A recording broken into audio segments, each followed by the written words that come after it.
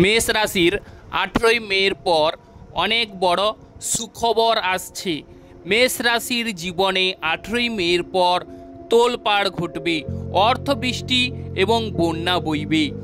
18ই মে থেকে পুরো ডিসেম্বর মাস জুড়ে 2025 সাল জুড়ে মেষ রাশির জাতক জাতিকাদের জীবনে আনন্দ ও খুশির জোয়ার বইবে। রাহু গ্রহ এতদিন ধরে মেষ রাশির দ্বাদশে অবস্থান করছিল। যেই রাহু গ্রহ আপনাদের জীবনে তোলপাড় সৃষ্টি করেছিল, বিভিন্ন প্রকারের বাধা বিপত্তি ঝামেলা ও অশান্তিগুলো ক্রিয়েট করেছিল।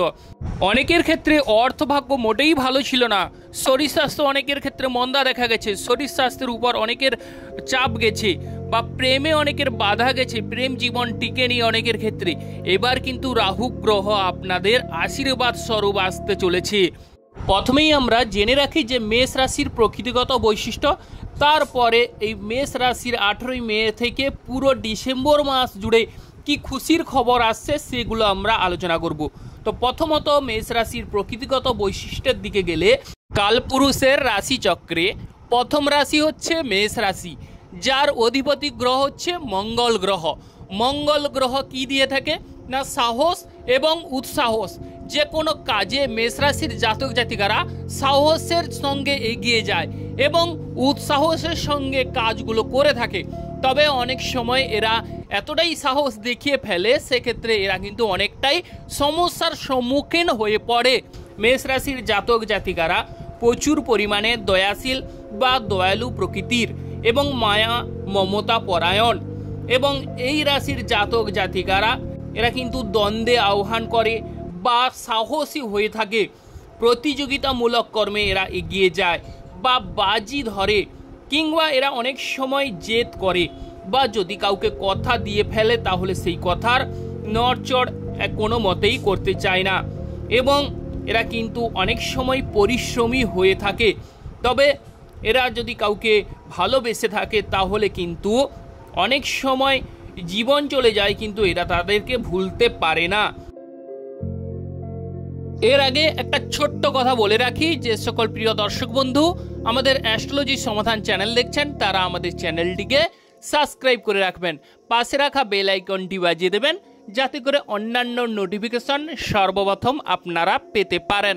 তো এই মেষ রাশির জাতক জাতিকাদের অর্থভাগ্য খুবই ভালো হয়ে থাকে এবং এরা প্রচুর পরিমাণে অর্থ উপার্জন করে থাকে। তবে এই মেষ রাশির জাতক জাতিকাদের এতদিন ধরে রাহু গ্রহ দ্বাদশে এসে আপনাদের প্রেম জীবনে ঝামেলা গেছে, দাম্পত্য জীবনে বনিবনা বা স্বামী স্ত্রীর মধ্যে ডিস্টেন্স ফারাক কিন্তু ঘটেছে। অতএব এই মেষ রাশির জাতক জাতিকাদের বিভিন্ন প্রকারের বাধা বিপত্তি থেকে রাহু গ্রহ কিন্তু 18ই মে সে দ্বাদশ হাউস থেকে বেরিয়ে, মানে মীন রাশি থেকে বেরিয়ে কুম্ভ রাশিতে চলে আসছে। এক্ষেত্রে মেষ রাশির জাতক জাতিকাদের অর্থের বন্যা বইবে, খুশির জোয়ারে ভাসতে চলেছেন এবং আপনাদের জীবনে রাহু গ্রহের আশীর্বাদ আপনারা লাভ করতে চলেছেন। ব্যাংক ব্যালেন্স পূর্ণ হতে দেখা যাবে। প্রথমত আমরা দেখব রাহু গ্রহ কিন্তু তার পঞ্চম দৃষ্টি দিয়ে আপনাদের সপ্তম হাউসকে দেখছে। সেক্ষেত্রে যাদের বিবাহের জায়গায় বাধা বিপত্তি, অনেকের অবিবাহিত ব্যক্তিদের বিবাহ ঠিক হয়ে ভেঙে গেছে বা কোনো মতেই আপনাদের বিবাহের কোনো উপায় আসছে না, এবার কিন্তু মধ্যস্থ আসবে, এবার আপনাদের বিবাহের যোগ নিশ্চিত করবে। অবিবাহিত ব্যক্তিদের বিবাহের যোগ নিশ্চিত দেখা যাচ্ছে।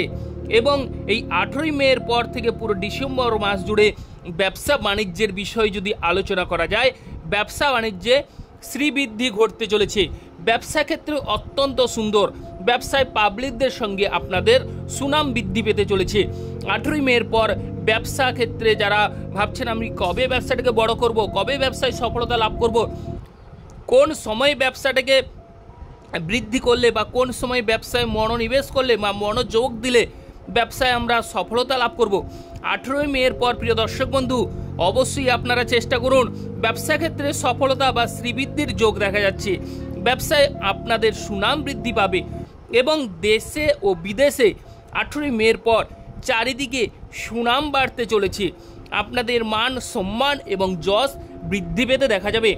রাহু গ্রহ আপনাদের পঞ্চম হাউসকে দৃষ্টি দেওয়ার ফলে পঞ্চম হাউস থেকে আমরা প্রধানত দেখে থাকি প্রেম জীবন মেষ রাশির জাতক জাতিকাদের 18ই মের পর কিরূপ কাটতে চলেছে। প্রেম জীবনে যদি আপনাদের মধ্যে ঝামেলা ঝঞ্ঝাট চলে থাকে, প্রেম জীবনে কোনো মতেই আপনাদের মোটে ভালো যাচ্ছে না, তাদের উদ্দেশ্যে বলবো 18ই মের পর প্রেম জীবনে আপনারা সফলতা লাভ করবেন।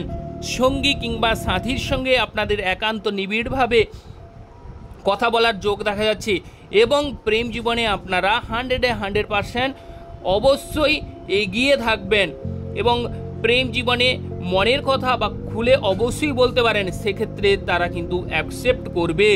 অবশ্যই প্রেম জীবনে সাফল্য অনিবার্য এবং যারা প্রেম করবেন ভাবছেন তাদের কিন্তু নতুন করে আবার প্রেম আসতে চলেছে। অনেকের প্রেম ভেঙে গেছে কিন্তু আবার তাদের প্রেম জোড়া লাগতে চলেছে, আবার অনেকের নতুন প্রেমও আসতে দেখা যাবে। 18ই মের পর আপনাদের জীবনে তোলপাড় সৃষ্টি হবে এবং প্রেম জীবন বিবাহিত জীবনে রূপান্তরিত হবারও যোগ দেখা যাচ্ছে। তবে যারা বিশেষ করে ক্রয় বিক্রয়ের কথা যদি বলা যায়, ক্রয় বিক্রয় মোটের উপর ভালো যাচ্ছে না, তাদের ক্ষেত্রে ক্রয় বিক্রয় সাফল্য অনিবার্য। ক্রয় বিক্রয়ের ক্ষেত্রে শুভ ফল, এক্সপোর্ট ইম্পোর্ট যারা করেন তাদের ক্ষেত্রেও সৌভাগ্য লাভ এবং হঠাৎ করে আপনাদের অর্থপ্রাপ্তি বা অর্থের বৃষ্টি বইবে। তবে যারা লটারি কাটছেন, লটারি ক্ষেত্রে কোনো প্রাপ্তি হচ্ছে না, এবার কিন্তু 18ই মের পর লটারি ক্ষেত্রে অবশ্যই প্রাপ্তি ঘটবে বা লটারি প্রাপ্তির যোগ দেখা যাচ্ছে। তবে ব্যাংক ব্যালেন্স এই সময় পূর্ণ হওয়ার যোগ দেখা যাচ্ছে। এই 7টি মাস আপনাদের আনন্দের সহিত জীবন ধারা অতিবাহিত হবে এবং যাদের বিবাহিত জীবনে ঝামেলা চলছে, স্বামী স্ত্রীর মধ্যে কথা কাটাকাটি, কোনো মতেই আপনাদের বিবাহের দাম্পত্য জীবনে আপনারা কোনো সুখ পাচ্ছেন না, দাম্পত্য জীবনে স্বামী স্ত্রীর মধ্যে ডিস্ট্যান্স ফারাক বা বিভিন্ন রকমের অশান্তি ক্রিয়েট করছে, তাদের বিবাহিত জীবন অত্যন্ত সুন্দরভাবে কাটতে চলেছে।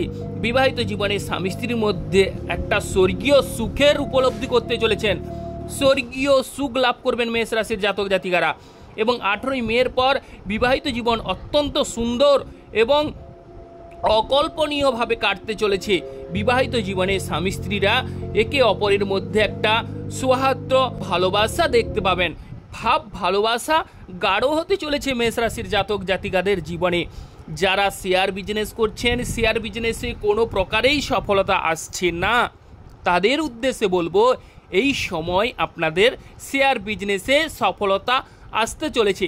একটি গুরুত্বপূর্ণ কথা এখানেই বলে রাখি যে রাহু গ্রহ আপনাদের চার্টে যদি ভালো হয়ে থাকে বা গুরুচণ্ডাল যোগ যদি না হয়ে থাকে, তাহলে 18ই মের পর মেষ রাশির জাতক জাতিকারা কোটিপতির যোগ, ব্যাংক ব্যালেন্স পূর্ণ হয়ে ওঠার যোগ দেখা যাচ্ছে।